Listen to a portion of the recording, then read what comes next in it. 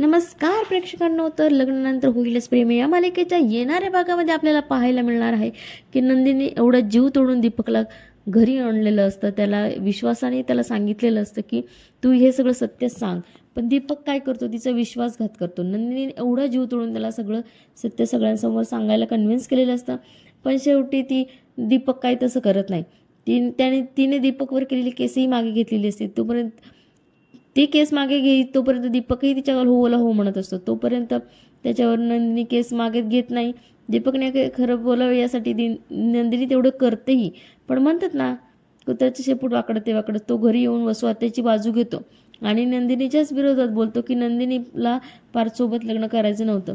नंदिनी तिच्या मर्जीने लग्नातून पळून गेलेली आहे. आमचं एकमेकांवर खूप प्रेम होतं, आम्हाला लग्न करायचं होतं, पण तिच्या घरचे या लग्नासाठी तयार नव्हते. ती स्वतःहून लग्नातून पळून माझ्याकडे आली. आता माझ्यावर आरोप करते की मी हिला किडनॅप केले आणि हे खोटं सुद्धा मला बोलायला इथे घेऊन आली.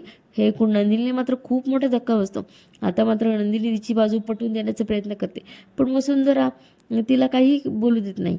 हे काव्याला काही सहन होत नाही आणि काव्याला खूपच राग येतो आणि ती म्हणते, माझ्या नंदिनी ताईवर तुम्ही संशय घेतला तर माझ्यासारखी वाईट कोणीच नाही आणि तुम्हाला जर पुरावाच हवा असेल ना तर मी देते पुरावा. आणि ती असं म्हणून ती सगळ्यांसमोर सँडीला उभं करते. सँडी हा दीपकचा साथीदार असतो.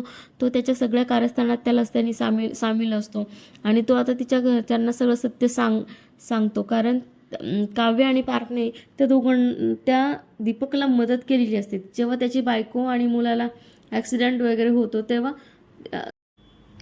पार्थ आणि काव्याने त्याच्या बायकोला आणि मुलाला वाचवलेलं असतं.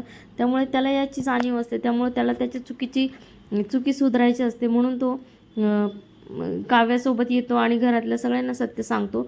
मालिकांचे असेच लेटेस्ट अपडेट्स पाहण्यासाठी आजच आमच्या चॅनलला सबस्क्राईब करायला विसरू नका. धन्यवाद.